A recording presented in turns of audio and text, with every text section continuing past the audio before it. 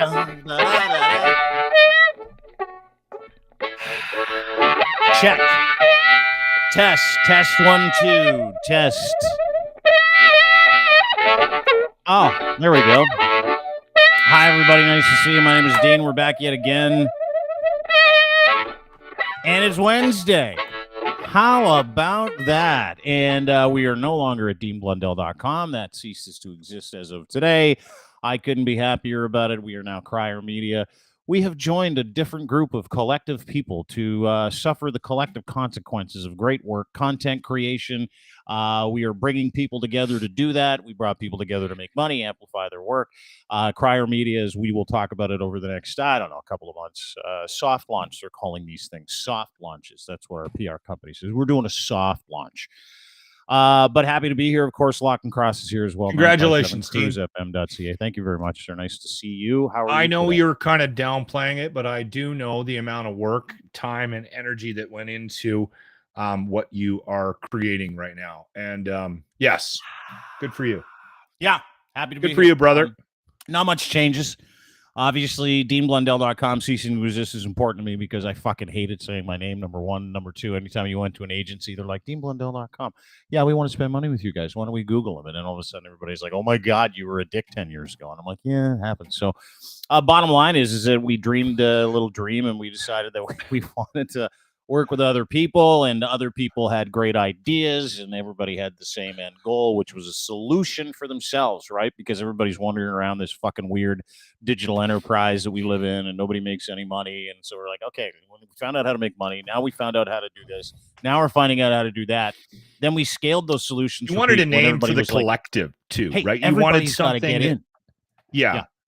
And you wanted something that represented. It wasn't about your name. No. It was about the fact that I know that the Dean Blundell thing bothered you, but to me, the motivation that I saw from your side and the people that you have put together was, what can we do? What can we call this thing? How can we brand it? And I hate that word, but how can we brand this thing so that it makes it sound like we have a group, that there's this tent and that people are all in it, right? And I think that Crier Media, I will be honest with you, I need some time to get used to the name. I think the Crier Media brand does a better job of that than deanblundell.com. Yes, it does. Because it takes all the focus off of me, right? It takes all the focus off of me in case anything goes right or if anything goes wrong. It's one of those things that happens. Oh, I know. I don't mind. I know it's coming. But it wasn't just me that dreamed this up. You know, like, we've been working with Kareem Assad for a long period of time. She's on board. Very excited to have her in an official capacity. And of course, and I love her to death. I think she's one of the greatest people on the planet. Mark Borey is involved as well. Jesse Miller, social media educator, one of the brightest guys I know. TED Talk dude, he's involved as well. And we've got a bunch of other people that are hopping on board. And we've got some announcements to make in the coming days, weeks, and months. And we'll do a proper launch. But really happy about it. Like, I'm really happy that we have a place really for people to come to do stuff, because dude, we talked about this in the podcast like on Tuesday, right? Monday, I think we talked about it. Yeah. Just the state of media, right? You've got a few gate holders, a few gatekeepers, you got a few elites, you got a few MSM outlets that act as the metric for people to be legitimate in this industry or not. And that's what really started to fucking bother me over the past 2-3 years, right? It's no secret that I don't like MSM, but it's also no secret MSM in the traditional sense is D-E-E-E-A-A-A-D, dead, like totally dead. And it's a mature business. And so when we decided that we wanted to kind of do away with the blog, it was like cutting our teeth, 110 podcasts. There was a legitimacy that we kind of needed to kind of push forward, right, for other people. And we found a way to monetize things that nobody else could. We found a way to amplify things that nobody else could. And we did enough partnerships, and we've got enough limited partnerships, and we've got enough people involved in this project that, if someone came to us, like if someone said, hey, listen, I just got pumped out of radio, or I just lost my TV job, and I've got this concept that I've been working on, or I've got this podcast or a video cast or a vlog, or let's say someone just got pumped from, let's say, the Toronto Star. We'd never employ someone from the Sun unless that person's name's Liz Braun. I think she's great. Everybody else can suck dick. But I will say this, is that there are a lot of people out there that have no place to work, right? just from contraction in mature industry with dead technology. So instead of saying, okay, listen, what we're going to do is just hire people, go broke that way, we're going to partner with people on creating their content, monetizing their content, and then we'll grow together. So that's really what this whole thing's all about. Well, I think a better way of putting it is this is all fairly new ground. Even though podcasts have been around for a while, it's fairly new ground for a lot of people in the traditional sort of sector of media. Mm-hmm. And a lot of people don't know how to get going and how to get their voice out there.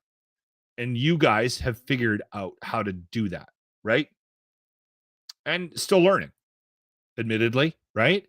Oh yeah. So I think the fact that you are trying to create this platform that allows people to come in and go, okay, all right, this is kind of new for all of us, but we all have this ability to reach an audience. It's at our now.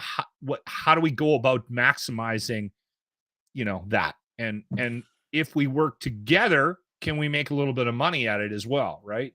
Yeah, and it's a lot easier, right? Because if you've got 120 people doing the same thing, moving in the same direction, pulling the same load, it's a pretty big load, and it's a lot of people. And of course, the aggregate effect is huge, right? You can't do anything on your own, and this world is just full now of people who are told they're no longer useful in the media space, they're no longer useful in the traditional space, and they feel it, right? A lot of those people feel it.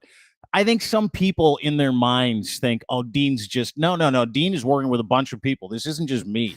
We just finished an LOI with Amy Dash and the people over at League of Justice down in the United States. They're coming on board. Jesse and Jean, they're coming on board. We have a variety of people that we're going to be introducing to you, because the variety of people that we're introducing to people understand the same thing that we do, which is we're better together.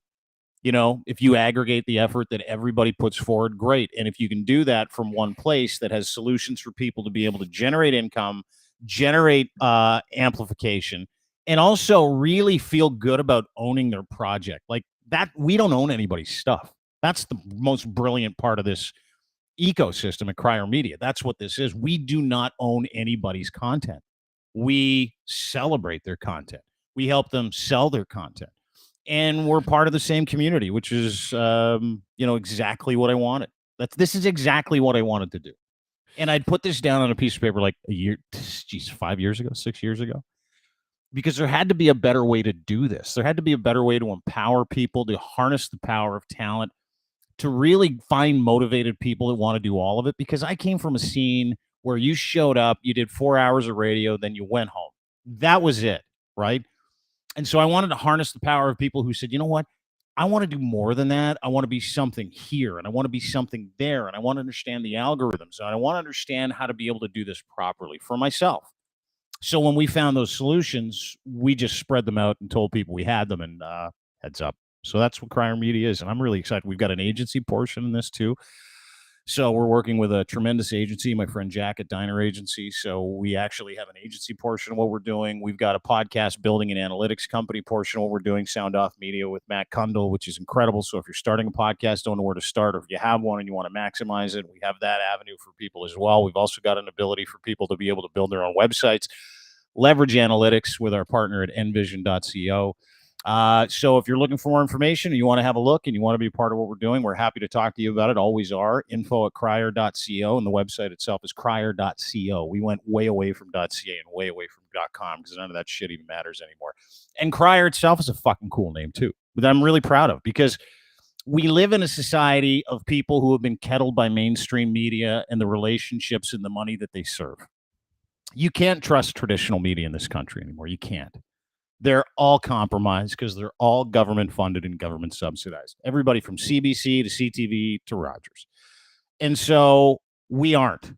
And that's why a lot of people trust those individuals. Individual brands, whether they're right or left or center leaning, have an 80% trust score. Mainstream media, 25% trust score. Mm-hmm. This will be the easiest build out of a media company in Canada. The reason why is because we're only going to do business with people that are accountable and that other people trust, those brands. And if you're one of those brands, info@crier.co. So we're pumped. Well, we're off to a difficult start because I'm full of shit. Okay. Town crier. Remember that saying? Does anybody know about that? Yeah. That's how people used to get their news. Somebody used to get up at, at 6 o'clock in the morning, and then at noon, and then at 5 o'clock. And he used to yell out the news of the day from the town square. And he was called the town crier. So that is where the name of the podcast, or the podcast company comes from. The network. Yeah. Yeah. The media company. It's a network, because we live in that time, right? Like, where we're kettled by free speech. This is new media. We can't. And the town crier used to show up in little British towns and little colonial towns, save the colonial history. And he would fill people in as to what was really going on out there. Not, whispers and words and social media and culture wars. A town crier would come to town and go, shut the fuck up. Here's what's happening. Here's what you need to pay attention to. Have a great day. We'll see you at noon, or we'll see you in a week if you were in a small town. That's exactly what town criers are. So when we decided to come out, and it was just like a fucking quick name that we came up with. It was like 6-8 months ago, because we needed to rebrand, right? So anyway, I'm pumped. I think it's exciting. I think it's cool. I think we're going to be able to help a lot of people, and I think it's going to be disruptive and piss a lot of people off, which is really, if you ask me, you're like, Dean, why are you doing this? That's the driving force. To be a wedge. Well, I think the interesting thing about it for me was I've been thinking a lot lately about my state of mind, and about where I'm at when it comes to like the negative opinions I have about certain things, and the disconnect that I have, like the trouble I have about my own hypocrisy, right? Like, I get angry at certain things that are just ridiculous when you compare them to, and actually I can thank this podcast for this. I'll be sitting there bitching about bike lanes, and then Dean will go, all right, let's now go to Ukraine and talk to our friend Alex, who's got video of bombs flying over his fucking head. And I had a moment on the weekend. It was a bit of an epiphany, and it sort of leads into the conversation about what you're doing here, Dean. I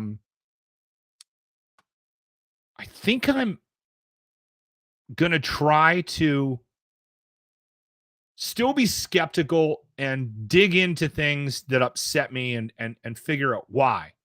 But I'm going to try to be a little bit more grateful for where I'm at and the situation that I'm in, based on the fact that at least I live in a country where people are trying. They're trying. And the interesting thing about where I think radio is at right now is, I think, and I'm talking about traditional forms of radio, and I think the reason why there's a lot of really sort of disgruntled people out there is because there doesn't seem to be an attempt anymore to help the individuals in that organization, or there is a lot less of an attempt to help out. So you go into work every day and you feel like you're the only one trying to make it happen, and it's very isolating. And it's no one's fault. It's no one's individual fault. What's happening is everybody is sort of, they're in protection mode because they're worried about their jobs, and they're worried about the ongoing consolidation, and so people become protective, and they become less likely to support you, prop you up, give you the help you need. And then when you lose your job, you end up on your own, and you might be floundering a little bit because you haven't had any support, right? Why do we not have any of these really big shows at terrestrial radio anymore? It's because there's not a lot of support for them, right? And a lot of those big shows that were making too much money got slashed because people were looking at budgets and trying to make shareholders happy, right? So there's there's all of a sudden this group by this guy that kind of went through it, Dean Blundell. He's got a podcast. What? He's live? What's he doing? Okay. Maybe I'll call him. Hey, I talked to so-and-so and so-and-so. And so this thing grows, and then all of a sudden you got, you're closing in on 100, maybe even more podcasts and different things that people are trying to do within this space. And now Dean is creating this environment and this collective and this tent. He's bringing people in, and I think it's going to be successful because it's supportive. And it was one of the first things that I said to Dean when I jumped on a couple years ago, was that this is something that I've seen in a long time or felt, this community. And is there dysfunction in it? Absolutely. There always was in radio. But there's this sense of support and this sense of, hey, maybe I'll jump on that guy's podcast, or that guy's doing this, or da-da-da-da-da, right? Oh, hey, can I do a picture for you? DaCosta sent me something we're going to put up on. Like, it's just this sort of this collective of good energy, right? Mm-hmm. And that's something that is sadly missing, I think, in at least from the 1,000-foot view I see of our industry as a whole.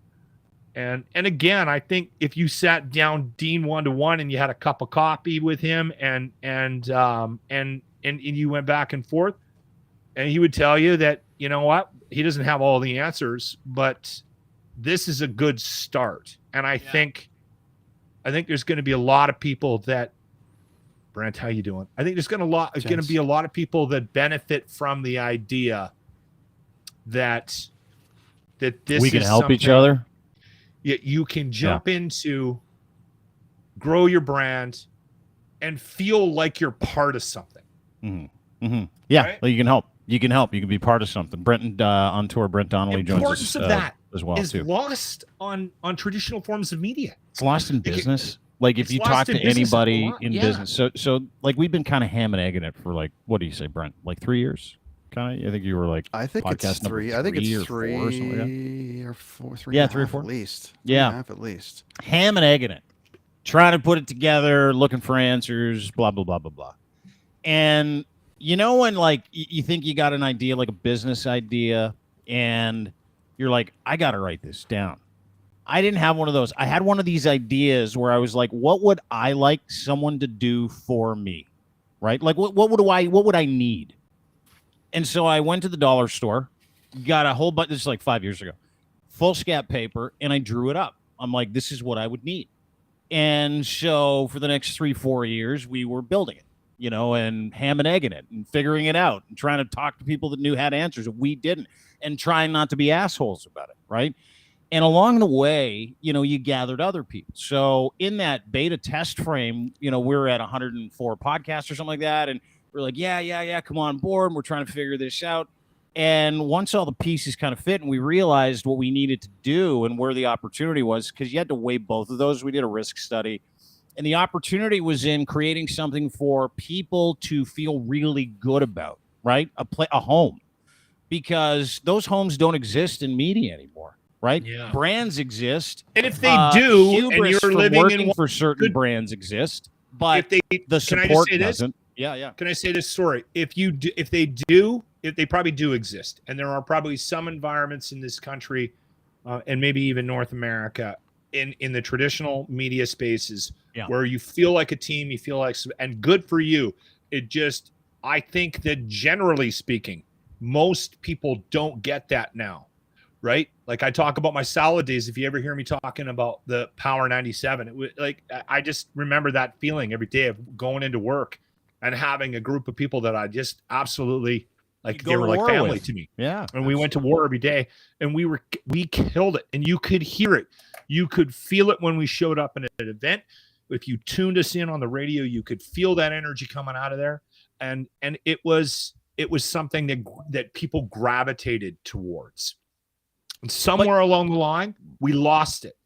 and it slipped was away from us. From you. It was, see, and that's what I think. It was because if you come from traditional spaces, you realize that opportunity is not there anymore for a lot of people to create a familial community in a work environment, specifically in media, for two reasons. One, that opportunity doesn't exist anymore. They take that away from you. They don't want you feeling comfortable. And number two, it has less than half the workforce it did 5-6 years ago. And I care about those people because I was one of them. Like, I can't begin to tell you, and I don't talk about it often, I just do the work. I can't begin to tell you how fucked up I was 5-6 years ago. Fucked. Zombie-like. No idea where to start. No compassion for myself. I had no confidence. I had nothing. Nothing. Couldn't even plug in a microphone. That was 5 years ago.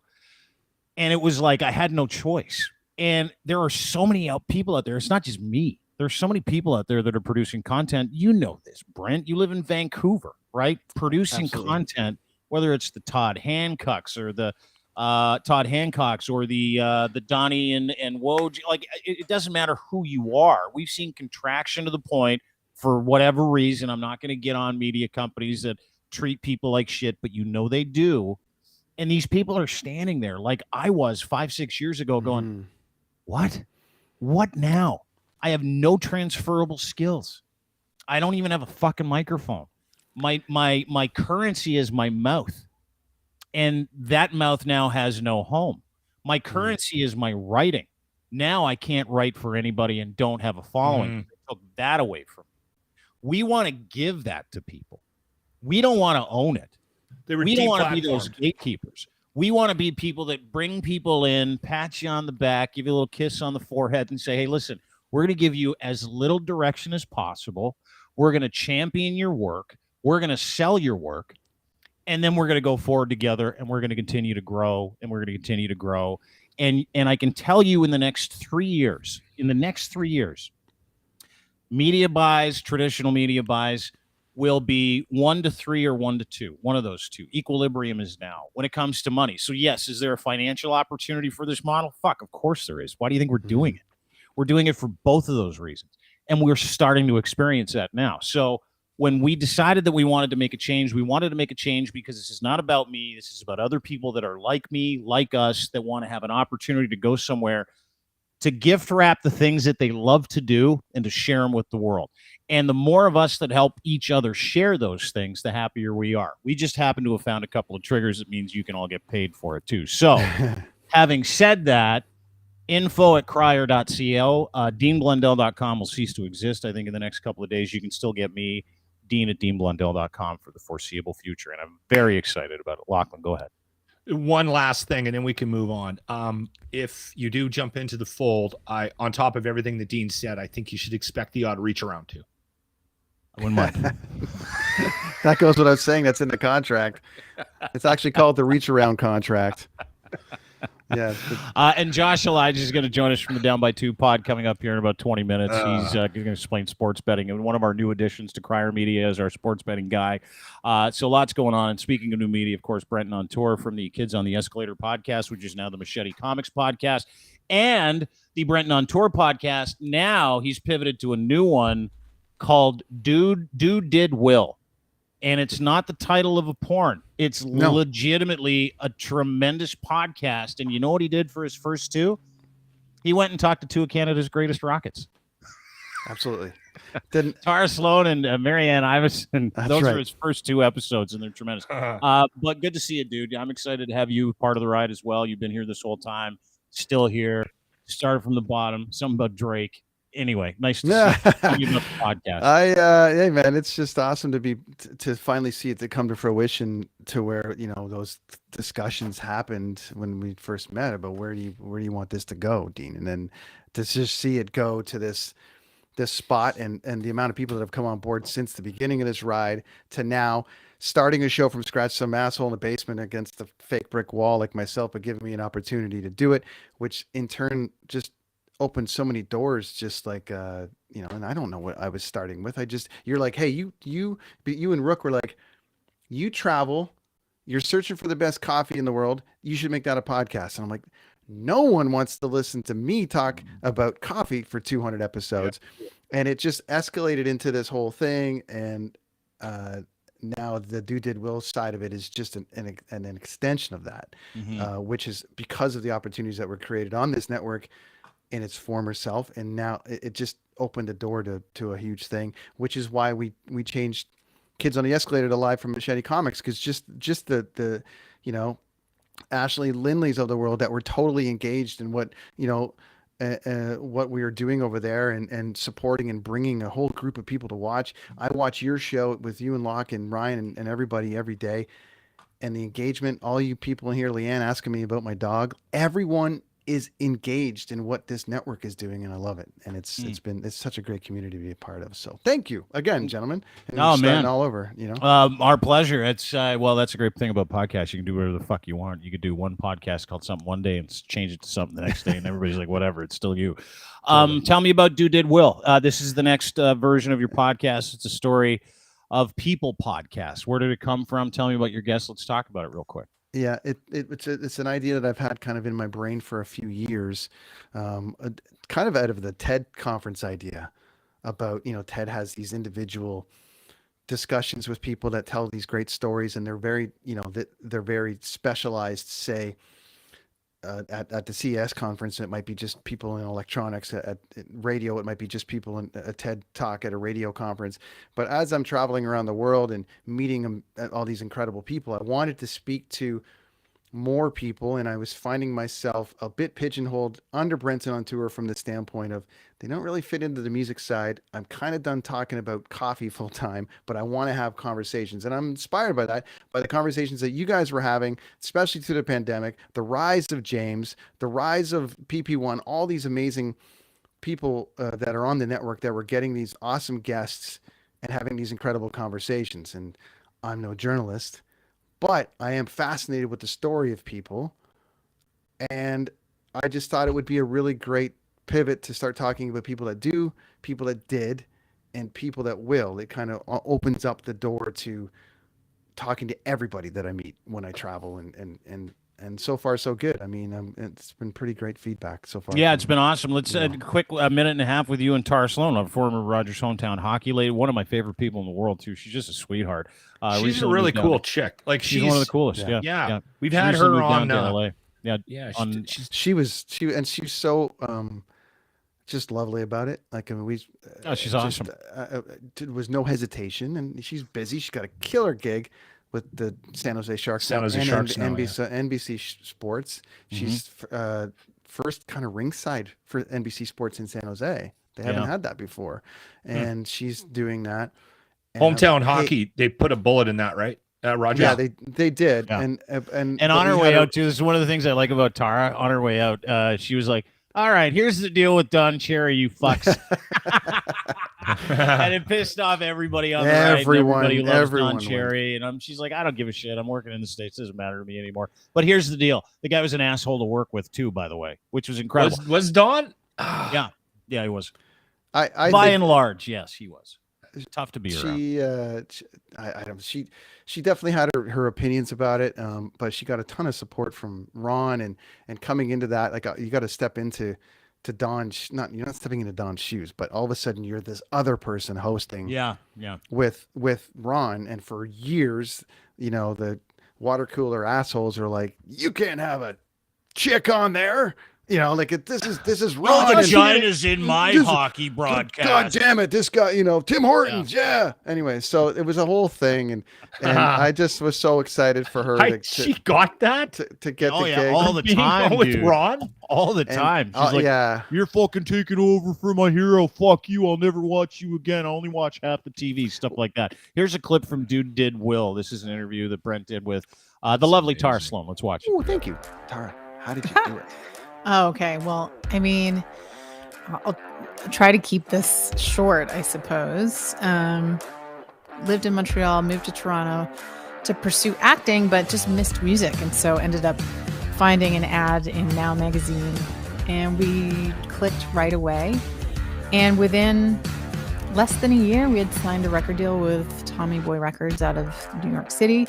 Actually, it was a fan of Joy Drop that sent a package in. On your behalf? On my behalf, encouraging them to bring me onto the show. in retrospect, I realized that it is what opened the door to television for me. It did nothing for my music career. TV felt like a natural fit. Then moved on to host Breakfast Television Calgary. I remember getting the press release across my desk at BT, and it basically said, there's this new show. It's going to tour across Canada telling, stories of hockey heroes and local hockey, organizations, and it's going to be hosted by Ron MacLean. And I thought, well, that's for me. So I threw my hat into the ring. I wrote a letter to the president of Sportsnet, and it took some time, but they brought me on. And that was 8 years. There you go. That is the Story of People Did Well podcast. Brenton on tour is the host, Brent Donnelly. Yeah, she's awesome. Like she's one of those like indomitable people. Yeah, and you know what I've realized in the age of digital content now, in the age you see so many people like her that came from a music background, right? I forgot about the INXS thing. Yeah, she tried out for INXS. She made it like for the final 5 She was on that. Yeah. Awesome. Yeah, JD Fortune won it, and then he started doing a bunch of drugs, and they kicked him out of the band, and she was going, hello, you could have had me. Anyway, but what amazes me is that when you see someone like her, and you know what, Lachlan's an example of that, you're an example of that, your day job or what you started out doing, right? In the age of digital content, doesn't matter. You can do anything. Like Tara Sloan. You can do it. That's cut right. his head off. Tara Sloan started out as an actress, and started doing music. For music, she parlayed that into a TV gig, doing like general interest. And she's like, fuck, I love hockey. And if you know her, she's a huge Greasy Habs fan, which is funny. And she's like, yeah, I'm going to go do fucking hockey. But like, that's the age we live in. Anybody can do anything. And now she's doing her own thing, and she's working for the San Jose Sharks, and she's considering a digital career as well.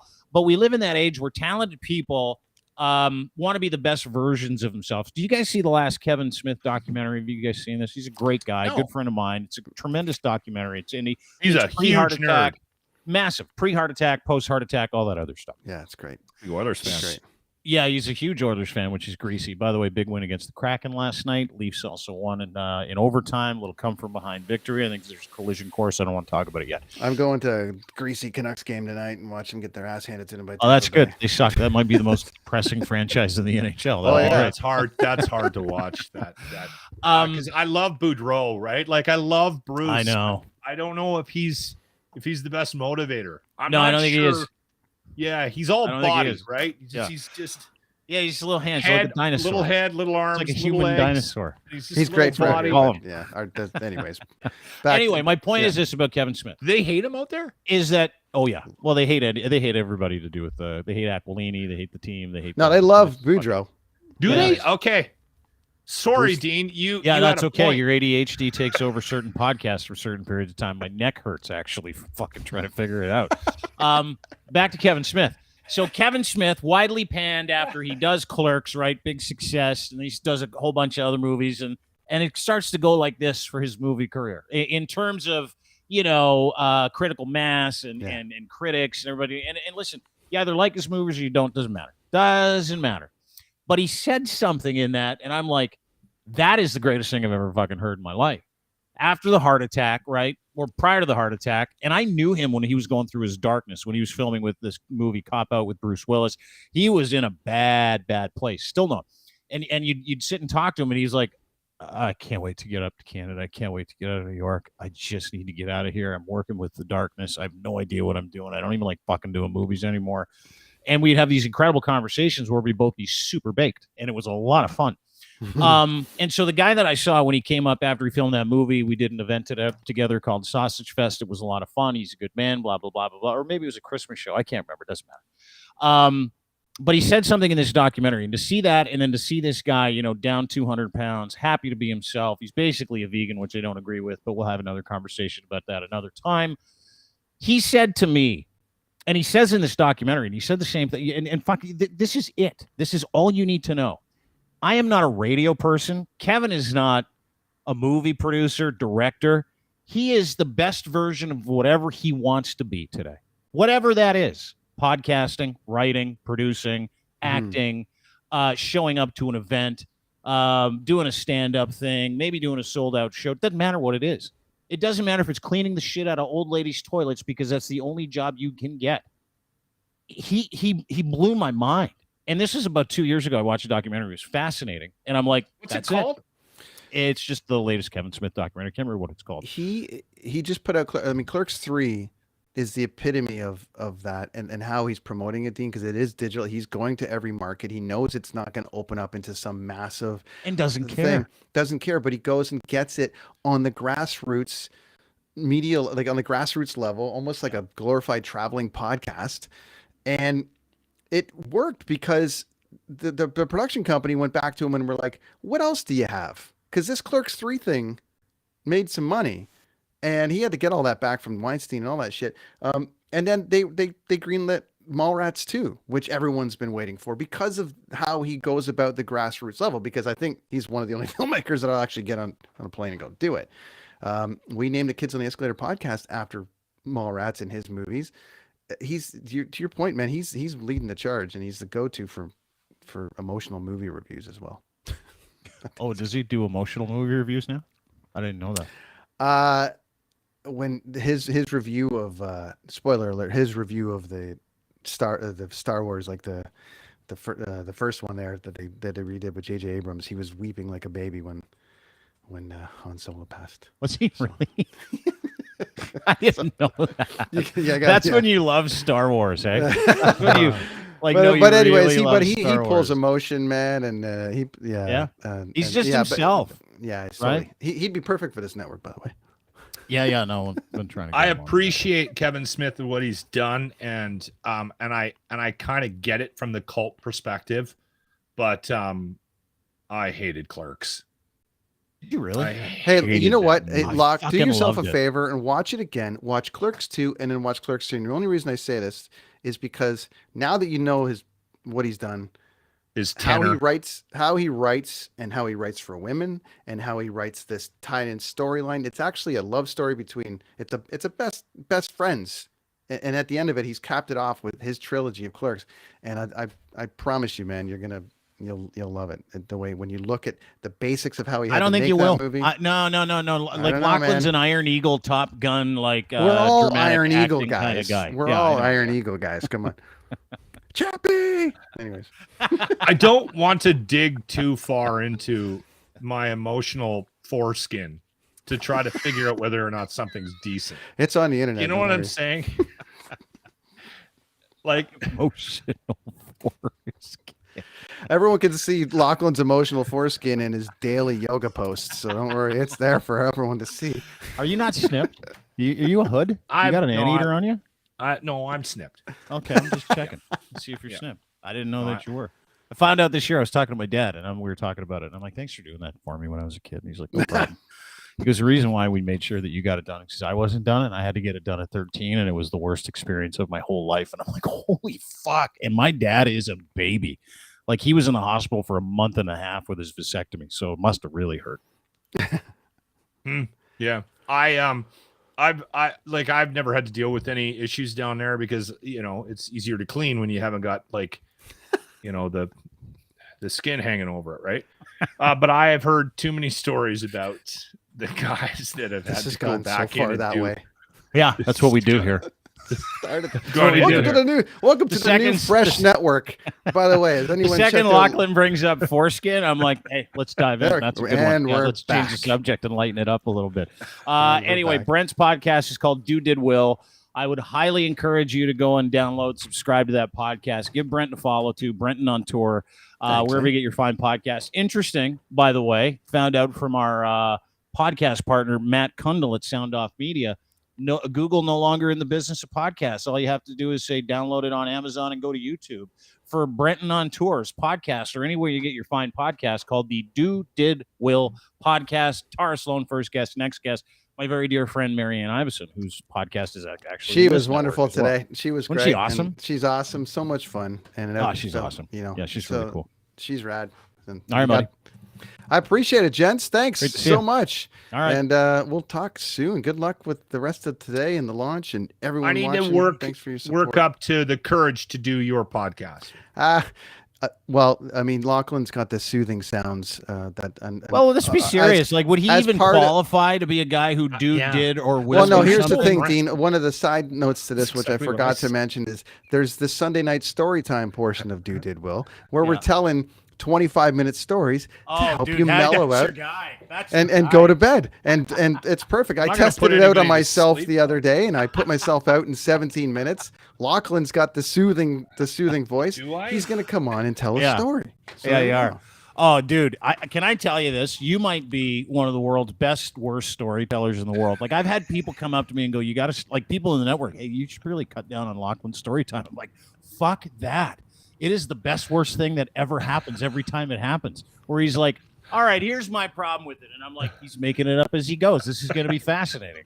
And you know This it's past true. Sunday night story time was a quick little tale about the Foo Fighters and what they might do. This coming Sunday story time is about Lachlan's foreskin. So Yes. everyone should tune in, and I promise you it'll be riveting enough to put you to sleep within 22 minutes. So, Brent Donnelly at Brenton on tour. Thanks, buddy. We'll talk to you soon. thanks all.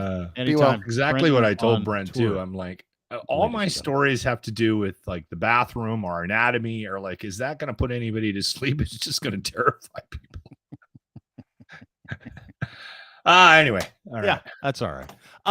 So I bought a new vape. A couple things with Josh Elijah from our Down by Two pod. He's going to join us. We're going to take Lachlan on a little adventure for sports betting because he's bad at math, doesn't get it, and makes him angry. So I love content like that. But I bought a new vape. Now I know vaping's bad. I get it. I totally understand it. I was telling you this, and I know I'm in the process of not vaping. It's a thing. It's like my last thing. I don't drink. I don't do drugs. I don't do any of that shit. So it's like vaping for me is like my one foot in the door of being a bad guy. You know what I mean? It's like this one thing I feel like, I'm just going to hang on to this bad boy thing of vaping this really cool blue little canister to make me feel like a cool dude. So I bought this new vape. It's called an Elf Bar. Can you see this? Can you see that? Yeah. Elf Bar. So it's interesting. And I walk into the vape store and my guy's like, hey, got this new thing. And I'm like, let's see what it's all about. Battery, vape juice, you put it together, everybody smokes, everybody has a good time. So I buy this thing and I come home and I put it on the counter and my son's like, why did you buy that? He's like 23. I go, I don't know. This vape. Guy says it's new. It's better. More puffs. I don't know. I just got sold this thing. I just bought it. And he's like, let me show you a video of the testing of that Elf Bar. Now, we don't do business with these guys, so I don't care. And I gave him $20 or $40 or whatever it is for this product. This is the testing in China. These come from China. I just found this out. This is the testing from China that they do with these Elf Bars. I want you to note, none of the people testing these things are over the age of 12. No word of a lie. This is fucking wild. Watch this, Loch.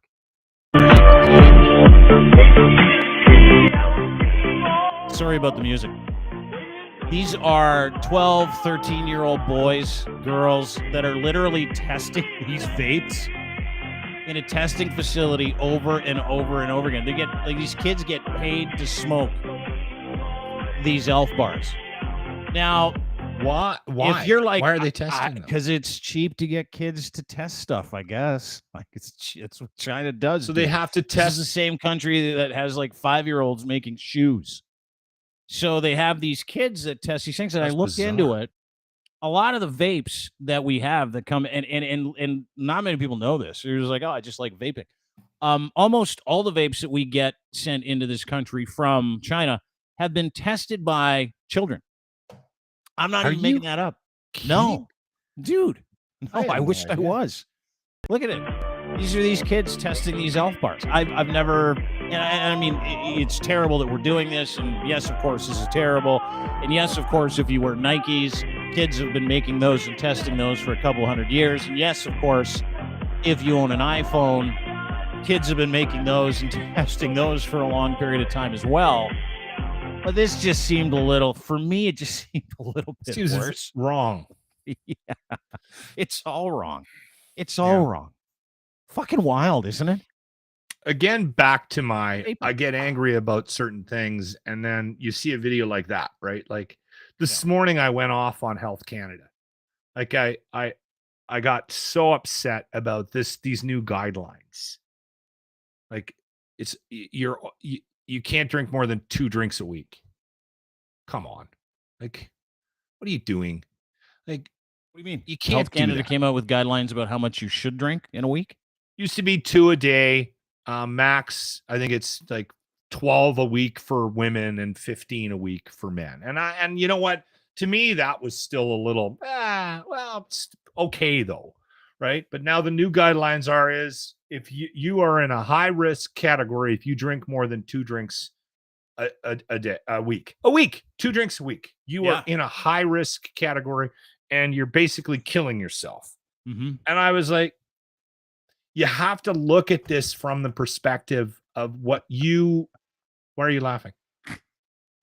I'm laughing because I know why you're saying this.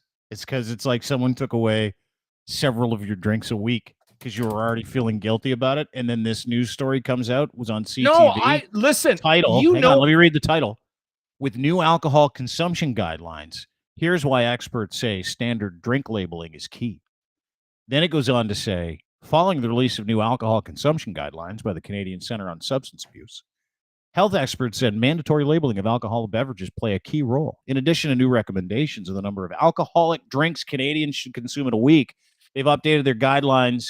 Also call on Health Canada to require labels on alcoholic beverages saying, hey, fuck, this will end your life if you fucking drink too much.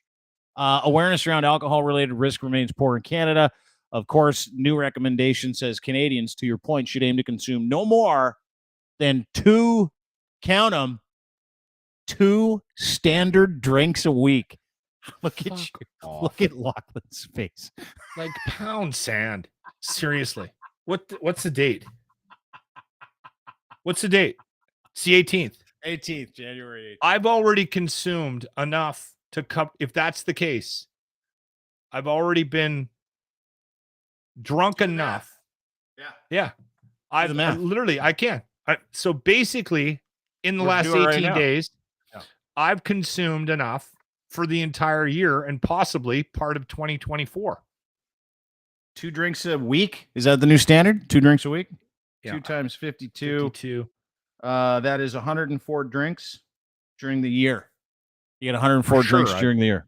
For sure. How many drinks do you think you've had a day since the very first day of January? Let's just say this. We're 18 days in, and I have definitely drank over 100 drinks. Guaranteed. Possibly, we're closing in on 150. Maybe, even if I'm being honest with myself, closer to 200. Okay. That's why I said I've already pretty much covered off 2023, and I'm working on 2024 now. So you can go fuck off. Like, and here's the thing that hang on. No, I will get to the thing in a second. I'm going to tell you something you're not going to like. And a lot of drinkers are going to hate it. And I would never judge anybody's drinking. And if you want to continue drinking, go forward and do it. Yeah. Those are legitimate guidelines. Not what we're used to. And it's not woke Canada. I have experience in this area of helping people get off of alcohol if they choose to and live a better life. I don't care if you do. I don't care if you don't. Some people will come to me and say, I need help, and I'm happy to help them. It's my duty. I do it as much as I can. There is nothing good for you in any of that other than the feeling. It is all carcinogen. You have a 50% higher chance if you have more than 2 drinks a week to suffer from some kind of carcinogenic malady, cancerous, of that variety, whatever, if you are a regular drinker of more than 2 drinks a week. Those are not made up stats. Those are just facts. Now, I don't really care. In fact, on Saturday morning when we were in Niagara Falls, the non-drinker went and loaded up on Caesars and brought them into the limo so everybody could have a good time and to get them out of their hangovers. So it doesn't bother me. I don't care either way. The problem isn't what you're doing to yourself, is if that drinking becomes a mental issue for you on top of it being a health issue and prolonged use of carcinogens, which is what it is over time, and a depressant, you get that compounding issue, right? Whatever the compounding health or mental issues are. But if you don't have an issue with it, and if you are productive, and if you're okay with those consequences, in no way should you feel guilty about having, quote, at least 200 drinks in the last 18 days. Let's just say this. Let's just take me out of it. Okay. Let's suggest I don't have a problem and we're not concerned about Lachlan. Okay. Let's just say you are a drinker and you have thought about the idea that it's a good idea to limit what you're going to be consuming this year, 2023. Okay. And you're thinking, all right, I got to do this. I got to find a way to do this. Right. And I'm going to do what I can to limit my drinking. It's a problem. I'm going to try to fix it. Doesn't matter what the problem is. I don't care. I've just decided that this is something that I want to accomplish. Okay. Now, how do I go about doing that? Okay. I think everybody's different, but where I think everyone shares sort of a common, like where the rubber meets the road, is that you have to be realistic about how you quit. And you have to be realistic about the way that you go about quitting, right? And you have to put realistic goals in front of you. So maybe you do drink 100 drinks a month and you say to yourself, now, if I could, you know what? Here's what I'm going to do. I'm going to, instead of going cold turkey, because I know that's not going to work. Here's what I'm going to do. I'm going to drink 50 drinks this month. Okay. And I'm going to do the math. I'm going to work it out. And that means I'm going to drink this many on the weekend and I might not drink during the week, but I'm going to limit my drinking in January 2023. And then some asshole who probably drinks more than he should comes on the television and tells you that he works for Health Canada, that you should only have 2 drinks a week. You're not helping anybody out. You're doing way more damage than good. Well, you don't have to do anything you don't want. That's the beauty of that fucking guideline. It's just a guideline. It wasn't like Josh Elijah joins us, comedian, host of Down by 2 Pod, ladies and gentlemen. I don't know how much. Gentlemen, Josh, this might not be a good time to be jumping in if you got. I mean, I got one open right now, so little high noon action. I love it. I'm all for it. Yeah, attaboy. Comedian and podcast host, Down by 2 Pod, sports betting. We're going to get to Josh in just a second. But those are guidelines. You can do whatever you want. They're just saying optimally, you're like a 2 drink a week person if you want to live a healthy, optimal lifestyle. And it used to be, what was it, 5? Was it 5 to 10? What was the old guideline? 15 a week. 15 a week? So they went from 15 no more than down 15. to 2? Yeah, that's unfair. That's the point I was making. Like 15's ridiculous. Yeah. 15 in a week is, yeah. It is, 15's but cutting it close. 15's cutting it close. 15's not even fun where I come from. No. Like when someone said you can only, I remember hearing that when I went to the doctor and she tested my liver, Josh, and she's like, got the liver of an 80-year-old. You might want to slow it down. And I'm like, Ooh. What, like 12 drinks a week? And she's like, no, 15's max, dude. And I'm like, what are you talking about? 15's max. She's like, 15's a lot. Like, and then I did the whole, like that every drinker does when he's like, you can see something, like you're like, maybe she's right. Where I'm like, well, let's talk about how we fit those into one evening then. Well, that's exactly where I would come from too. It's like if my limit's at 15, I'm using all 15 on Friday. So yeah. See, and that's exactly way worse for you, Josh. Like way worse. Who says drinking is way worse? Binging, in my opinion. In your opinion. My advice for all alcoholics is to find your number, get comfortable with it, and then try to accomplish that on a daily basis. Attaboy. I mean, it was kind of like when I quit smoking cigarettes as well. I haven't smoked in 3 years, and I started off. Oh, thanks. But it was the same sort of thing where I started off with a pack every 2 days, and then followed by a pack every week, and then a pack every 2 weeks, until it was at the point where I was just kind of bumming cigarettes off of my friends. And then, towards the end, it was just I didn't have any sort of need for it. So, and I doubt you would have had that same success if you would have quit cold turkey, right? Yeah. No, not at all. No, and I quit for 10 years. I literally was in the process of quitting for 10 plus years, actually. And I feel people's pain, and everybody has to figure out what it is that they want to accomplish with whatever vice they have, right? Like, like vaping. or a high noon on a Wednesday afternoon, or violent masturbation in public places. I mean, everybody's got their thing, right? The other thing too that I find interesting, and this is something that that I don't hear a lot of people talking about, when you're talking about something that's bad for you, and you're having the discussion about should or shouldn't you, should you cut back? No one ever has this conversation, and again, I'm not helping anybody with this, but it's worth mentioning.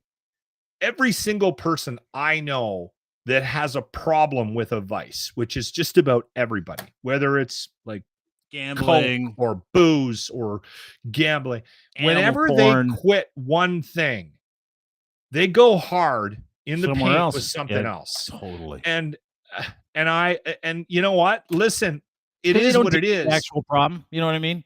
It's because no one ever deals with the problem. They're just like, I'll just stop doing that. And then they're like, I got to port myself over to something because I'm losing my mind. Busy, all that other stuff. Exactly. So you telling somebody, you're not going to drink anymore, all right? Or you're not going to do crack, or you're not going to do this, or you're not going to do that. And sure, maybe they, societal pressure pushes them towards making that adjustment in their lives. And then they like, I mean, how many times have you seen guys that drink, and then every time you ever talk to them, they've got a cup of coffee and a cigarette in their hands. Dude, right? I started smoking when I quit drinking because I'm like, I gotta have something to do. Just gotta have something, right? Yeah, exactly. That's how we are. My buddy just got his 6-month chip, and he hasn't had a drop in 6 months. But now it's pastries. He'll eat whole pies all to himself, and it's you gotta find something. You have to. You replace alcohol with rhubarb down the gullet. Yeah. Like, damn, that's every smoke break with a pie. I ate a lot of Krispy Kremes today, but at least I didn't drink. No, dude, I know one guy that drank 5 liters of Coke every day as opposed to drinking alcohol, and all his teeth are gone. But he's like, "Fuck, I'm sober. I need a lot of dental work, though." Anyway, sad news about those guidelines. Great news about Josh Elijah down by 2. Great to have you part of the network. We talked about Crier Media. Josh is also going to be taking control of the sports betting here on the site. Very happy to have you. I want to get to a sports betting thing in just a second, but I want to talk about Ivan Provorov, right? Right. Ivan Provorov, hockey player, Flyers. Yesterday, he refused to wear, this is from crier.co. You can go there and check it out yourself. Refused to wear a Pride jersey during warm-up, and this has caused a major problem for a lot of people, including the NHL, including for the Flyers, including for people who believe in inclusivity, including John Tortorella. And I want to get your thoughts on it. I don't know. You and I haven't chatted about this, so this would be all evergreen for me. For sure. But where do you put this in, like, values, virtue signaling? And no, man, you don't, because he said, hey, listen, I respect everybody. Everybody needs to respect that I'm Russian Orthodox and I don't believe in gay people. So what do you think? Your thoughts? Yeah, I look, it's a warm-up jersey, okay? I mean, like, it might be a bit different if it was, something that they had to wear throughout the full extent of the game, but it's a warm-up jersey. Like, who really gives a shit? Is it like, let's say they had to put a rainbow wristband on or an armband on through the whole game? Really? How much different is that? Yeah, I mean, like, I don't know. You're getting paid millions of dollars to play hockey. Yeah, I just it doesn't really matter what you're wearing. I mean, like, you also, like, I don't know, they have to wear patches all the time, and it's a different month all the time. So what difference is this? It's really you're under contract, and you sign all these different things to play in the NHL, to play in the show. You're that privileged. I really don't understand why this is such a big deal. Also, 2020 fucking 3. Just like, come on. I know. Yeah. It's a bit much. God. Okay, so what do you mean? Hang on, let me help me understand that, Josh. What do you mean you don't understand why it's a big deal? You don't understand why it's a big deal in terms of him putting up a stink to wear it. Like, you don't understand why he had a big deal. Like, you don't understand why he refused to wear it, because it wasn't just the fact that he refused to wear it for warm up. Yeah. He refused to wear it was Pride Night in Philly. Yeah. At First Union. Pride Night, which they've been doing, which is part of their policy as an NHL franchise, is to promote inclusivity. It happens around the league. And not only and he's taken part in these Pride Nights in years past. I find it interesting that this was the year he was like, you know what, I'm out. I'm not interested. And someone's like, why not? He goes, religious beliefs. Here, I got the clip for you. It's fascinating because when he talks about what his religious did not know beliefs that. are, it goes all the way back to what's going on in Ukraine and Russia. They believe the Russian Orthodox Christians are going down to take care of satanic Nazis, and so he apparently shares the same religious belief system. Let's watch it together. Everybody, I respect everybody's choices. My choice is to stay true to myself and my religion. That's all I'm going to say. Like I said, that's all I'm going to comment on that. If you have any hockey questions, I would answer those. Can you just clarify what? Can you clarify your religion? Russian Orthodox. Yeah, there you go. Russian Orthodox, and then he's like, they asked him a bunch of stupid hockey questions, and then he splits. Didn't take part in the warm up. So, two things: the fact he's Russian Orthodox bothers me a great deal because of what Russian Orthodoxy is. That's doing not very right inclusive now to of people in you. But when he says, "You're fucked," when he says, "Fuck, I love you so much," when he says, "I respect everybody's beliefs," and then chooses not to come out to respect those beliefs, like chooses to stay in the room, isn't that the opposite? Like, words are words, but aren't the actions the most important part of what it is that you say, right? Like, isn't by virtue of him saying, "Fuck it, I don't want to wear that thing that celebrates inclusivity," isn't he saying he doesn't respect it? Isn't that what he's saying? If you respect everyone's beliefs, then why aren't you wearing the warm-up jersey, right? Like that's literally it. I mean, again, like you're playing in this league. If you don't want to play in a league that supports that type of stuff, then go play hockey in Europe. Like there's so many other different leagues out there. Go play in the KHL where you don't have to wear a warm-up jersey like that. I don't know. I mean, I'm pretty sure the KHL doesn't have Pride Days. No, I do not think so. It stands to reason, right? Like a couple of years ago, some reporter was like, why are you mean to gay people in this country? Like, why do you send them to jail? Why do you treat them like political prisoners? He's like, gay people? We don't have gay people here. What are you talking about? He legitimately said that. Yeah, he did. He really did. Yeah. Where are these people you speak of? Like, and now what he's doing is he's rounded a bunch of them up, a bunch of gay people that were serving in prison for being gay, and he sent them to the front lines. Now you're seeing passports of some of these people come back. Jeez. That are all dead. So Russian Orthodox, I have a problem with it. This is going to be a problem for the Flyers ongoing. We're talking fines. We're talking Provorov maybe getting suspended. I'm hearing that come down the pipe today. And again, all things considered, we don't know what kind of pressure his family is under. So I'll introduce that as a possible variable. Maybe he's been forced to say and do some of these things, right? Back home issues. True. Didn't think about that. I think everybody on a certain level, on a personal level, needs to explore their own hypocrisy, right? Like, and the thing that I find troubling is when I see it, when I do it, and I go, fuck, I'm being so hypocritical there. Like, you said one thing, but another. I take back. I explore it. I truly do. Honestly, this isn't me just paying lip service to this. I actually think about it and I try to rectify that the situation in my own head.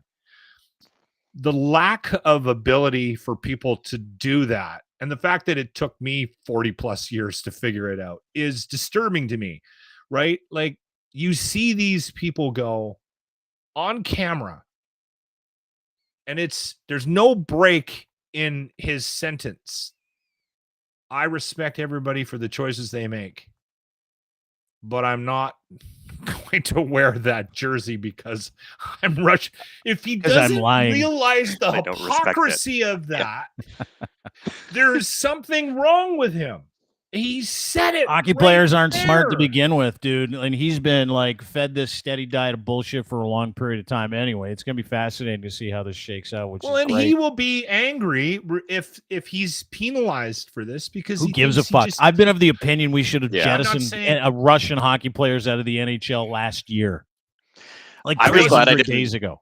I'm just glad I didn't pick him up on my fantasy team. So that's he's going to be on the waiver wire for quite some time. Let's get to it. They didn't, because Costin looks good in an Oilers jersey. Yeah, he really does, doesn't he? He's not bad at all. Yeah, he's Pretty going to good. run pool party out of the town too. The way he's playing. So let me ask you this: you do sports betting, Down by Two Pod. Explain the Down by Two Pod, which everybody can see and get at crier.co. Have you seen your profile page yet? It looks fucking sexy, like really sexy, dude. Everything's live now, and it looks dynamite. Like this is, doesn't it?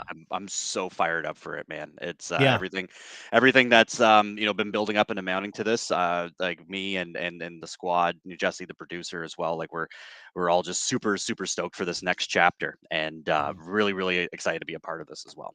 Yeah, I am too, for a couple reasons. There's your profile, Josh Elijah, comedian, producer, Down by Two podcast. He's an actor, writer, podcaster. You can see all of his work on his profile page as well at crier.co, which is very, very cool. You can interact with him there, follow him on socials. But I want to talk sports betting because we had I get very frustrated talking sports betting every time I'm on the podcast. Lachlan's involved in it. Yeah. And there might not be anyone more explain parlays to me. Math, parlays, sports betting, because it's like, you know what it's like every time we start getting into it? You ever see those videos of the kid just fucking jamming out because he can't get the square peg into the round hole? Yeah. That's what we're dealing with here. So let's do a little sports betting 101, Josh, if you can. Down by Two Pod. Go and subscribe anywhere you get your fine podcast. How does it work?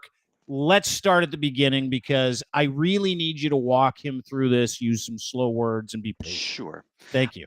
And you know what? For me, like parlays, that's part of it that I don't even want to touch. For me, and I'll just explain what kind of a bettor I guess I am. And I'm a pretty conservative guy. I like to keep things simple, which is my number one rule.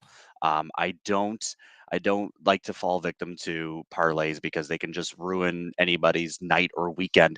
All you have to do is ask Rookie because he didn't pull out what he should have on Monday. So really for me, I like to keep things pretty simple. $50 bets generally for me, maybe even $20. I generally don't flip very big bets. I like to keep them straight and simple. For me, like I like to just pick a sports book that is got a friendly user face experience. I mean, like Cool Bet, for example. Pinnacle's another one that's been around for ages. BetMGM. I like to just keep things simple and do straight bets.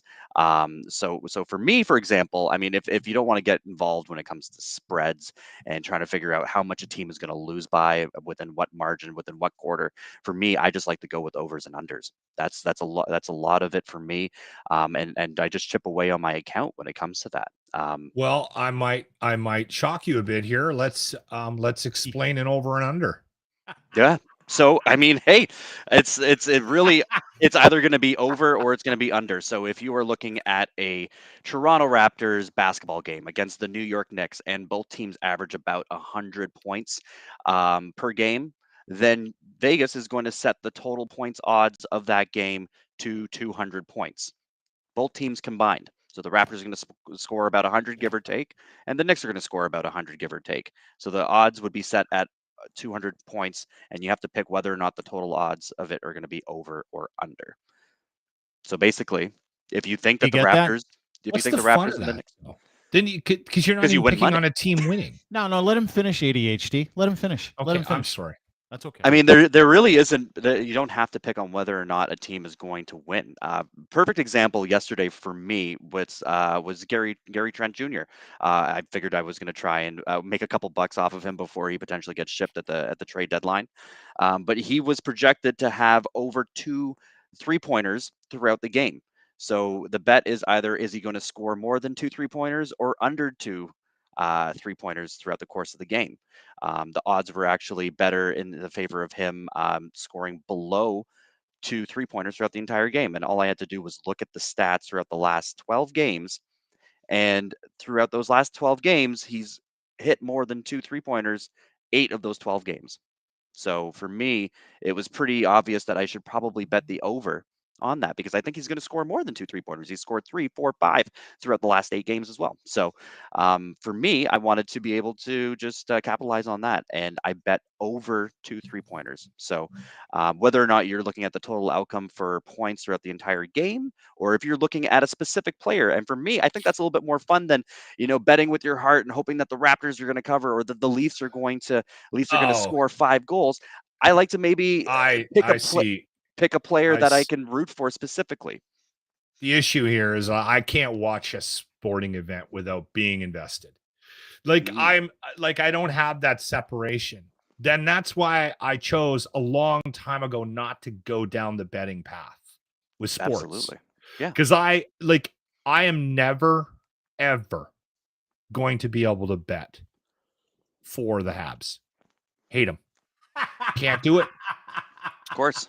Right? You understand what I'm saying? It's not about that though, but it's like when you go into a game. It is. No, it is about that. No, it's but, okay, about so what you want the outcome to be for sports for me. But you want the outcome to be one that pays you. You don't want it to be one that's related to the standards. I can't right? separate like that. You got it. Well, you have to. That's what good bettors do, Josh. Talk about that a little bit. Like, fuck, there's so much value on teams that you might hate. You can't ignore it just because you fucking hate them. This is your whole problem, Josh. I mean, you're betting with your heart as opposed to your mind. If you're not doing that, obviously this year, I mean, you should never be betting on the Montreal Canadiens, unless it's to it's lose been by a joyful large to watch. Yeah, it's been absolutely. joyful to watch this year. Absolutely. So, I mean, at the end of the day, I mean, if I bet on the Leafs every time I watch the Leafs, I would be a broke man. I can't. You can't bet with your heart. You have to bet with your mind. And at the end of the day, you just need to look at what the track record is over the last 10 or 20 games and see what kind of streak that they're on. If you see that, Nylander has been shooting, has been putting 5 shots on goal on net for the last 3 games, then why would you not bet that on the actual game itself and follow a certain player as opposed to the team that you love or hate? Yeah, and it's not just about overs and unders either. The prop bets about individual bets, individual performances, team performances, who scores first. Like, you can actually have a ton of fun. And to Josh's point, and the Down by 2 pod is actually sponsored by BetStamp. And if you go to BetStamp, you can actually see the aggregation of all of those odds so that you can make informed picks, right? That's what BetStamp does. That's exactly what we do. They give you all of the different sports books that highlight the best odds across the entire market.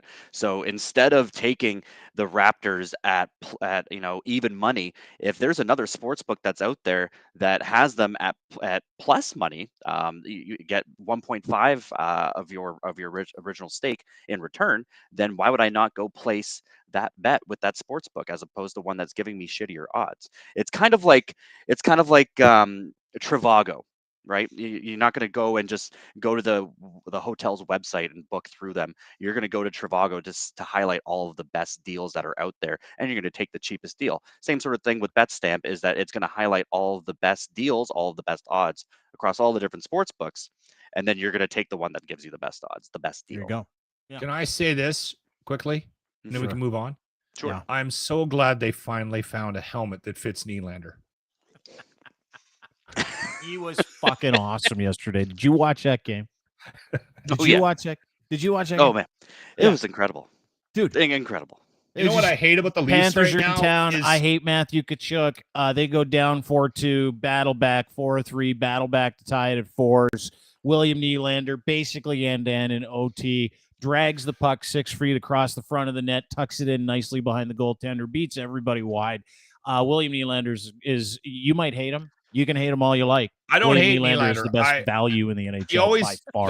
When he had that stupid hair hanging out, I always used to make the joke about hair. Does his family make really good cookies? Because he looked like that guy from the that made, and no one laughed. You guys, that's the first laugh I ever got out of that. Yeah, and his helmet never looked like it actually fit on his bulbous head. Yeah. Now he actually cut his hair and his helmet fits. Yeah, he's looking slick out there. He looks nice. I love that's the one thing that's pissing you off is his hairdo. Dude, you just met the weirdest human being in Edmonton right here. Josh, listen to me. Here's the thing. I'm gonna show you something.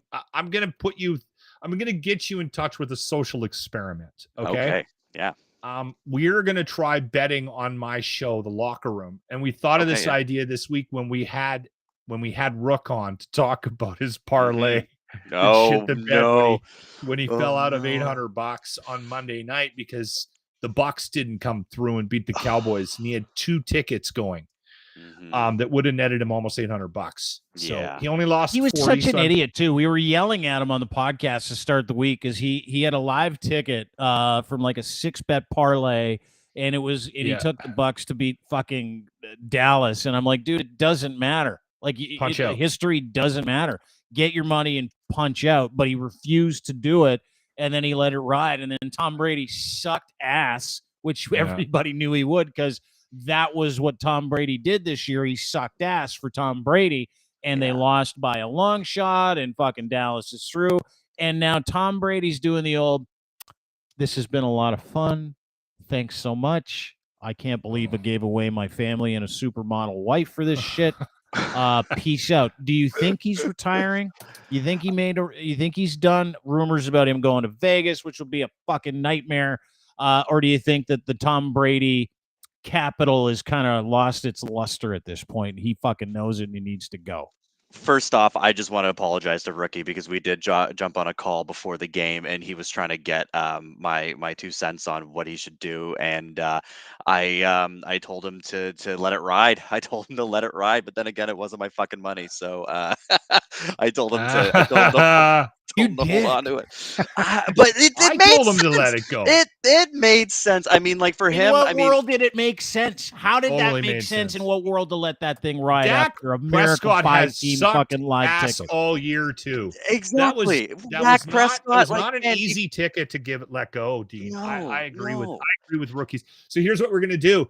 On Friday, Rook's gonna come on. He's gonna give us a ticket, a bet, right? And I'm gonna go put $5-10 down. Whenever we have Rook on, we'll do it whenever there's big games. And he's going to give me a parlay or whatever. And from that, I hope to learn a little bit. You're going to get Rook to do it? Why don't you go with Josh down by 2 pot? He's an experienced better. Like, Josh, who do you have? What do you got tonight? I just met Josh. I just met Josh. This is a brand new idea. I'll look it over. I'll look it over. All right. Okay, we can involve Josh as well, right? Absolutely. Maybe I can add a leg to it. Then again, I told you, like, I'm not much of a parlay guy. I want to stay away from parlays. I'm a pussy when it comes to parlays. I do. You're a parlay pussy? I'm a parlay pussy. What can I say? 2 legs, 3 legs gets me a little too, I don't know, anxious. For me, and we had someone on our show who was able to quote someone from a sports book, which I will not name. Fuck it. FanDuel, very high up in FanDuel. And we asked him what the, where do they see most of their revenue come from? And he's like, 95% of our revenue come from parlays. And all you have to do is look at their social media, and they say, "Oh, this one bettor turned $20,000 into $20,000 off this 17 leg parlay," and then you're like, "Oh, that could be me." And then you go, and you're not going to hit it.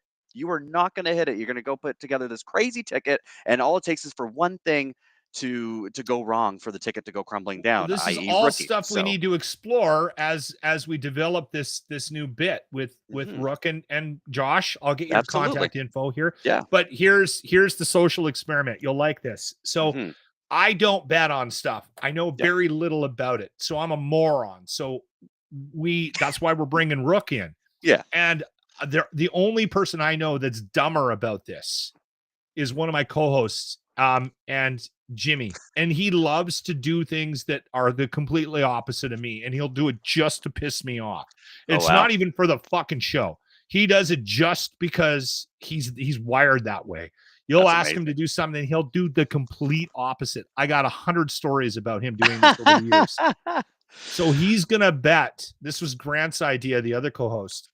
He says, you should take this bet, put $10, and Jimmy should bet the exact same, but do the complete opposite bet and see at the end of the year who wins more. So we're doing a social experiment on the locker room with sports betting. You know what we could do? What we could do is with Rookie can put together the ticket, and there's probably going to be some things that I do like about it. Be like, yeah, that's probably going to hit. But then maybe I can pick apart some of the bets that I don't like a part of that parlay, and then tell Jimmy to do the opposite. So maybe I'll be Team Jimmy, and then Rookie can be on your team. Good. That's good. Rook it. Yes. See what we've got here? I like it. You're matching brainstorming. You're matching each betting idiot up with a different bettor. Yeah, Jimmy's my pony, so that's I'm gonna bet on that. Josh, your team Jimmy. I'm Team Jimmy. Lachlan, I like you already. This is going to be good. Team Jimmy and Rook what is do you got? Team Loch. What do you I got love for this. tonight? Do you have anything tonight? Are you putting some cheese on something tonight? What do you got? What do you like that you can share with the people from your friends at BetStamp after you've kind of sussed it all out? Yeah, I'm probably going to take it pretty easy tonight because I got my eyes set on football this weekend. And as much as I hate these two teams, you can see I'm wearing my Rams gear here. I fucking hate the 49ers, but damn, they look good. They look good. I know. See, you're doing exactly what this is exactly why I can't bet on sports. No, you can't bet on sports because you're a cheap prick. That's why you can't bet on sports. You don't understand math. There's another issue. I lost $20 in 3 minutes in Vegas, and I still haven't talked to the guy 20 years ago, and he's still fucking mad. Okay, so we got Jags. Let's do this. Let's do the NFL divisional round this weekend. We got Jags Chiefs. What do you got? So there. No, I'm probably going to do something there. I mean, it's almost obvious that you should go with the Travis Kelce anytime touchdown. I mean, if I'm looking at the odds here right now, as they tend to settle a little bit. Yeah. It's looking like it's double money right now for a Travis Kelce anytime touchdown. Patrick Mahomes and him obviously they haven't really missed a beat. But Mahomes looks better without Tyreek Hill this year, and it's a lot of it is because he's just going to his tight end. He's going to Kelce. So if you can double up your money, I'm looking at some of the books here. Batano is one of the books that has almost even money for an anytime touchdown for Travis Kelce. That's likely what I'm going to do. Another interesting kind of fad, I guess, that I've seen around just sports bettors online is anytime the spread is at 9 points or over, you always want to go with the under for the total points, which is interesting because that means that one team. What was that number again? What was that number? 9 or 9.5, anywhere around there. If it's over that, you want to go with the under because that tells you a couple things. One, that the team is blown out the other team, and they could be up 21-0 or something like that going into the fourth quarter. That means that that they're probably going to take their foot off the gas, and maybe the other team scores a touchdown or two, but it will likely be under because they've already shut them down for so much, or it could be a defensive battle. It could be a defensive battle between the two teams, and both teams aren't scoring as much. So generally speaking, 7 out of 10 times, if the spread is 9 or more, then you should probably bet the under because that means that it's either going to be a blowout or a really defensive-minded game. There you go. How easy is that? Dude, that makes all the sense in the world to me. Lachlan still looks like someone just asked him if he could explain the theory of relativity, but whatever. A Giants Eagles. Is there value there? What are you doing with the Giants Eagles? These are Saturday. Ooh, yeah. You know what? I gotta like the plus 7.5. You see the way the Giants, and that Eagles was one plus of the things. 7.5. Yeah. No. The Giants plus 7.5. Yeah, I was gonna say. Yeah. You want to take an anytime touchdown on that game, you got to go with Saquon Barkley. I mean, the guy is a touchdown machine when he's in the red zone. I'm just looking at what Saquon's got over here right now. Yeah, touchdown. You are doubling up your money. On ProLine Plus. So whenever they have it in the red zone, it's going to Saquon, even if it's just a shovel pass. You're gonna get that anytime touchdown. It was the first bet for me to hit on that game over the weekend as they beat the fraudulent Vikings. So I would probably suggest that plus 7.5 as well. If Daniel Jones is running the ball and scrambling the way that he did against the Vikings, man, like watch out, Philly, because it could be a really, really tight game. Their kicker Gano as well is dialed in from anywhere on the field. I gotta like the Giants here plus 7.5. I think that's just too many points. Over? No, I didn't say that. No, I didn't say that at all. He's telling you to take the points, right? Okay. Like he's saying, yeah. He thinks they're going to cover. Yeah, and think that game is not going to be more than a touchdown win. That's correct. I think that it could. Here's the thing: it could be a touchdown. It could be a touchdown, but they gave it 7.5. I don't think will they readjust that before the game. It always moves. That line always moves, doesn't it? Mid game, it definitely would adjust, but before so the game, they're trying to suck people in right now. Well, that's what they do in these in-game apps, right? It's actually pretty fucking cool because you can be down, like, you can be taking a beating at the half and then hedge that bet against another bet in the second half of the game, which is really cool. Here's the thing, Jalen Hurts as well for the Eagles hasn't played in a couple weeks. So, I mean, he's definitely had his rest, but I mean, like he hasn't been to full form because he started off the year looking like he was going to be the front runner for the MVP. Now it looks like it's probably going to go to Patrick Mahomes. But for me, I mean, you gotta like the momentum that the Giants are riding here, and they're pretty good on defense as well. I mean, they definitely gave up a few points to Minnesota, but that plus 7.5, man, I like it. I think that's what I'm going to hit. And you can keep track of all of my receipts because I track this all on the BetStamp app. So if you go download the BetStamp app, it's free. It's betting analytics, and you just find me in the featured bettors down by 2. You know what we'll do, Josh, when we get you on to do this locker room social media, like this social experiment betting. Yeah. And we'll do football this weekend. Yeah. We'll do all the bets on BetStamp.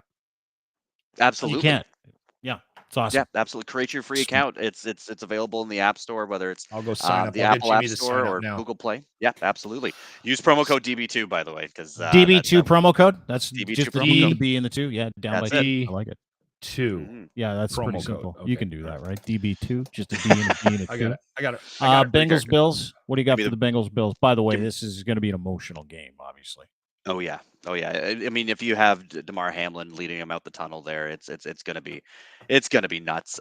Especially I was at the game a couple weekends ago against the Patriots, and that in and of itself, the opening kickoff being returned, it's Crazy. just absolutely bonkers. Like the stadium was on fire. It was nuts being down there in The Orchard whole Park. fucking building was doing this. Vibrating, It was man. It was. crazy. Was it awesome? Was it? Were you there too? No, you can see it on TV, man. You can see Yeah. they just different vibe. pan the audience. Right? Yeah, absolutely. feel It was crazy. That being said, I'm taking the Bengals. I'm taking the Bengals plus 5. That's just you me. asshole. I'm sorry. Like I said, you got to bet with your heart, with your mind, and not your heart. This is Bengals, in Atlanta at the Mercedes-Benz Stadium, right? I believe this is the offsite. No, this is in Orchard Park. This is the offsite is going to be the for the AFC Championship, I believe.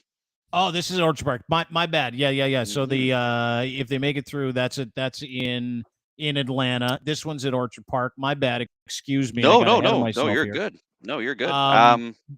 But what do you got? Like, give me something that someone can find value in here too. Yeah, I'm going to take the Bengals plus 5 here to cover the spread. That's on Pinnacle, an amazing sports book as well. Definitely go check them out. They've been around for a while. Plus 5. Look, I think I hate to say it, but I do think the Buffalo Bills are a little bit more swing on that pretender side of things as opposed to contenders. I think the you live in are Toronto, definitely right? Yeah, yes, and wildly unpopular opinion. I like it. I like that. Look. I mean, like I've had sure, fantastic. He is the entire offense. He is the offense for the Bills. I honestly think that the Bengals are a little bit more well-rounded. They're definitely hotter right now. I would also potentially take a Jamar Chase anytime touchdown as well. But I definitely think, look, and this is why they struggled too much against the Miami Dolphins team that they should have easily taken care of. They got off to the start that everybody thought they would. I was a sucker, and I took them by 2 touchdowns as well. But then for them to be able to claw back and make a game of it with their third string rookie quarterback and Skylar Thompson, that did not impress me at all. And when you also have to look back to when they had that come from behind loss, or actually the Vikings coming back and taking them on in overtime a couple of weeks ago as well. I mean, the Super Bowl contender can't lose like that to a fraudulent Vikings team. So for me, the defense hasn't been quite there yet, as everyone thought it might be this year. I honestly, I like the Bengals, and I'm surprised to see it at plus 5. Wow. That's heavy. Yeah. Good for you for having the Stones. Here's the thing. They could win by a field goal. They could, but plus 5. I think I'm going to take that. I'm going to take that on the spread. All right, Niners, Cowboys. You like the Niners, obviously. Maybe give me the with my pussy parlays, the only thing that I generally do, and it's one thing that's worked for me all season, I'm going to share it again. If you want to take this, the San Francisco 49ers on the spread, -3.5, that's available on FanDuel. Also pair that up with a Christian McCaffrey anytime touchdown. Look, he's scored every time since Brock Purdy has taken over. Brock Purdy seems to feed Christian McCaffrey a bit more than he feeds Debo. He's scored a touchdown every game since Brock Purdy's been behind the wheel. So, awesome. I definitely think Dallas whack Prescott. I'm sorry, I don't buy it. They definitely handed Tom his ass on Monday. But awesome. I just don't think Dallas is going to be able to match up with the 49ers defense. I really don't think, and especially San Francisco has had a couple more days rest than Dallas as well. And you're going into San Fran. I definitely think it's 3.5 is also pretty tight. Like I feel like it's going to be a bit more than that. So the 49ers are firing on all cylinders. Brock Purdy or Garoppolo behind the helm. Who cares? It's the system that Shanahan's built, and I think they're going to have their numbers. So give me the 49ers on the spread, -3.5 there on FanDuel, and pair that up with a Christian McCaffrey anytime touchdown.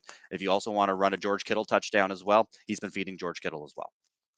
Lachlan Cross, you had something you wanted to say. Well, I wanted just to, and I don't mean to get too personal, but are you single, Josh? No. No, I have a fiance. I'm getting married in August. Good for you. Exciting. Good for you. Yeah. So really, sports betting for me, I'm just trying to pay for our groceries. That's all. That's really all it is. I'm pretty conservative when it comes to it, and I try and chip away till I have a couple $100 in my account. This is your guy. This is your guy. Conservative. He likes to walk you through the protest lock. This is your guy. Sorry, I didn't mean to interrupt. I like it. I like it. And not off the market. Yeah. Follow me on Twitter, Josh, and DM me, and we'll get your info, and we'll set something up for Friday. I do need to warn you though. Like on the locker room with like Jimmy and I we're newts. Like we're complete morons about this. We're going to have to be very simple. A lot of this anytime stuff. I mean, I don't even know where we're going here. Like there was a lot that got over my head here today. And sure. I mean, anytime touchdown just means that they can score a touchdown anytime throughout the game. Anytime. It's in the words. I know, but I don't know who those players play for. Okay. That's also an issue. You're gonna have to catch up with Josh, dude. This is what makes betting fun. This is what makes sports fun for the casual sports fan. You like making money. You like that hit of adrenaline. You like to guess at things, dude. This is going to be your bag, and you don't have to put a ton of money on it either. Walk with Josh, and if you're one of those people, walk with Josh in the Down by Two pod. Subscribe, download anywhere you get your fine podcasts. Go to YouTube as well. Down by Two pod. Josh Elijah at Down by Two pod on Twitter. Thanks for doing this, brother. Great to see you. And you and I are going to catch up again, and you and Lachlan are going to catch up, and he's going to make you the butt of some radio jokes in Edmonton. Congratulations. Pleasure nice being meeting on. you. Absolutely. Nice meeting you, brother. Thank you guys so much, and cheers to Crier Media. Cheers, dude. Glad you're involved. Great to see you. Adios. Talk to you soon. Josh Elijah from the Down by Two pod, comedian, sports bet. Dude, he's a comedian at Yuck Yucks, too. He's a very, very fucking funny guy. He's really good human being too. You know what I think happens a lot of times with guys, and this is something that I've learned over the years. Like I make fun of sports donkeys. I worked in buildings my whole life where there was always a sports station, and the sports donkeys are just like, some of them are unbearable sometimes, right? But I think a lot of what happens with these guys is they are generally too smart for their own good. Do you know what I mean? Mm-hmm. Like they're smarter than everybody, and they need something to put their energy into, right? They need something that distracts them, and so they focus on I get it. There's a lot of DJs. Yes. Yeah. There's a lot of dumb guys in the sports donkey world, but I think like Josh is just bright, smart. He's just motivated. A really smart guy. He's not being tested at his day job, right? No, he is. Right. He is. He's tested at his day job. He's got a high test day job. Yeah, he does really well. Really? Okay. Yeah. All right. I just you meet these guys. They need something like this in their life. They need it to occupy their overactive mind. I've never had that problem.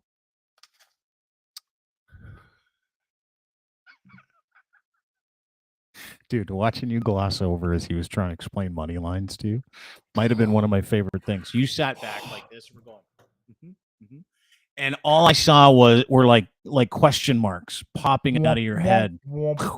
But all you have to do is pay a little bit of attention, and you'll get it, dude. It's not hard, and it's a lot of fun. I'm gonna download the Bet Stamp app. Yeah, and I'm gonna get in there and I'll play around with it. Another good app you can go to is Pinnacle Gaming. They do really quick payouts. They're super fast, and I think they're one of the biggest and oldest sports betting companies. Well, we'll help. That's a sponsor of the DB2, right? Yeah, but it's an aggregator. So BetStamp does it drags all the information out from all the different lines, all the different sports betting companies. Oh, it's just in info. I can't bet on it? So it's just analytics. No, I don't think you can. Oh, okay. From the best I'll of my talk to knowledge, Josh about it. I'll figure out how to bet. Like, we got to figure out how to make a bet, and then I can put $10 down or whatever, right? Yeah, there are a million apps Pro you can line bet or from. something. Talk to Josh about it. Yeah, we'll figure it out. Yeah, he'll send you in the right direction. Anyway, great to see you today, dude. Lachlan Cross at 957cruisefm.ca. Go and find him. Listen to his morning show every weekday morning. It is the best rock and roll radio show in Canada.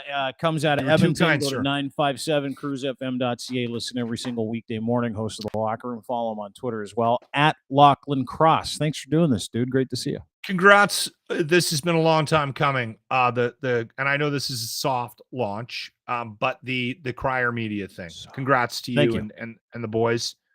And I know this is ground level, but I'm very proud to be a part of the start of this. Yeah, it's been fun, man. I appreciate the fact that you included me.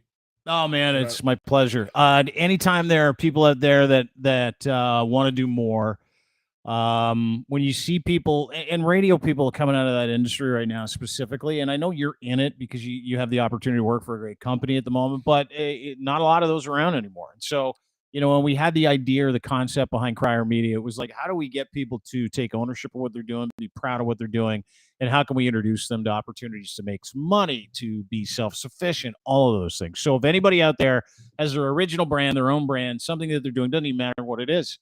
You need help in that space. Yeah.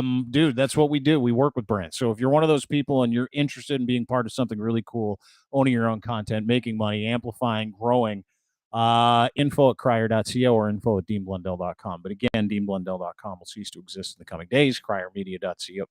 Crier.co is where you're going to be able to find us. Lachlan Cross, big part of that. Great to see you. And we'll talk to you tomorrow around this time. Good day, brother. All right, buddy. Talk to you soon. Lachlan Cross from 957cruisefm.ca. That was Josh Elijah. Thanks to him for stopping in today as well. Don't forget, you can get everything he does in our personality profile page over at crier.co, CRIER.co. And you can learn how to bet. You can interact with BetStamp there as well. And listen, I meant what I said when we decided that we were going to move from deanblundell.com over to Crier Media. This isn't about me. This is about meeting an opportunity. This is about finding solutions for like-minded people. This is about doing your best in your community for the people that you work with in an industry that you understand. And if you're one of those people, do not be afraid to reach out to us at any point in time. If you're a business looking to generate a podcast, if you're a person looking to do content, if you do content now and you feel like you're alone and you've got no support, that is what we're here for. Whether it's agency work, influencer work with our friends over at Diner Agency, whether it's you need a website, you want to brand a podcast, needing a website over our friends at Envision, need to brand a podcast. We've got that too. Matt Kundle at Sound Off Media. We're really excited to work with you. And we've experienced some success in this space. We hope to experience more, but we hope to do it with you because when you do stuff on your own, it sucks. We're better together. And that is what Crier Media is. And we're really proud of it. So have a great day. Thank you very much. Same thing here. I want to thank our friends and sponsors, specifically at Cantork.com, Canada's leading assembly tool experts. They make the best torque wrenches in the world from scratch. Go to Cantork.com for more information. Now, you're sitting there going, Cantork.com, torque wrenches, what do I need? Dude, if you work in a industry like mining, mining, railroad, nuclear, whatever the situation is, heavy equipment that you need these big, beautiful torque wrenches that nobody else makes because there's no solution for a fastener or loosener. These guys do it, and they do it in the best capacity possible in this country, around the world, and they make everything here in Canada made for Canadians, by Canadians, and for people around the world, showing everybody real engineering. Go to cantorque.com for more information. Look out for my friend Colin. He'll be sure to follow up. Also want to thank our friends at kivlaw.ca, defense attorneys here in the province of Ontario that help you deal with life stuff. Doesn't matter if it's civil litigation, offenses of any variety, civil claims, wrongful arrest, securities impaired, doesn't matter what it is. You want to get your life back. You need legal help 24/7. Rob Kivlikin's clients at kivlaw.ca need honest answers. He makes sure he gives you an experienced litigator to walk you through these issues that you're going through. It's not just about retainers for him. You know what it is for him and his crew? It's about making sure that you have every opportunity to remain free, to succeed in life, and to learn from those experiences. But legal system sucks. And you need someone that knows it, and that is what they do. Go to kivlaw.ca or email Robert today, robert@kivlaw.ca. And Ed's Fine Imports, his Gitch. We are brought to you by Gitch, the best underwear on the planet. Boxer briefs, pouch in the front. You're going to love them. Guaranteed. Best underwear you'll ever buy. Tons of different colors. They just changed over, so make sure you hit him up. He's got a free pair of underwear for you at edsfineimports.com too. Gitch, and Gitch3 is that promo code. Enter it on your way out when you check out. If you order 3 or more, I'll send you a free pair. I always say it. If it's free, it's for me. There you go, friends. edsfineimports.com. Have a great day. Don't forget to download, subscribe to everything we do at deanblundell.com. You can do that anywhere you get your fine podcast, including YouTube, Apple, etc. Go to Amazon Music as well. That would be a lot of fun. Please rate and subscribe. Thanks again for joining us. And thanks to all our guests, including Josh, Brent, Loch coming on as well. Have a great day. We'll see you tomorrow around 3 o'clock. Bye.